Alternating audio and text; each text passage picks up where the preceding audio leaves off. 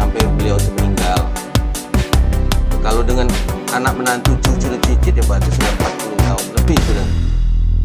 Nah, almarhum itu memang orangnya sesuai dengan namanya itu, saya bilang itu akidi. Akidi itu artinya keyakinan.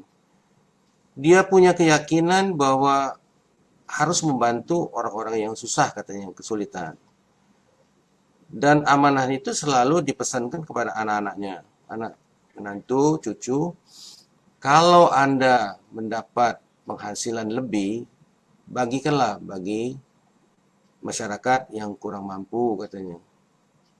Nah, kebetulan memang istrinya juga itu adalah pasien istri saya. Jadi betul-betul kami itu sudah dokter keluarga. Jadi betul. Saya itu menjadi dokter keluarga bukan khusus Pak Akidi.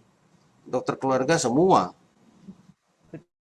Pejabat, ada pedagang, pengusaha, pegawai negeri, tokoh agama, termasuk rakyat kecil juga.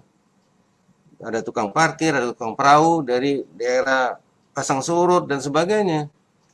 Jadi saya itu dokter keluarga semua. Makanya saya itu banyak keluarga-keluarga.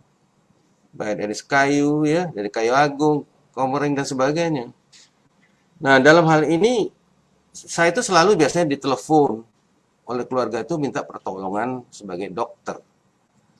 Nah, pada hari itu saya ditelepon. Kapan itu, Tadi Dok? 2 hari sebelumnya itu, 2 hari sebelumnya. 2 hari sebelum tanggal 26 itu ditelepon bahwa mereka mau bantu saya.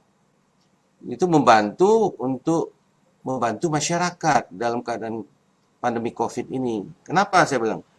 Dia melihat banyak teman-temannya meninggal, susah mencari tempat tidur rumah sakit, kekurangan oksigen, kekurangan obat, nakesnya setengah mati, ya, burnout lah, kelelahan fisik, mental, emosional, spiritual itu. Jadi dia tuh merasa iba, kasihan, jadi ingin memberi bantuan. Saya bilang silakan, bagus sekali. Teruslah disebutkan angkanya itu 2T. Saya terkejut. Saya terkejut sekali. Jumlahnya itu belum pernah saya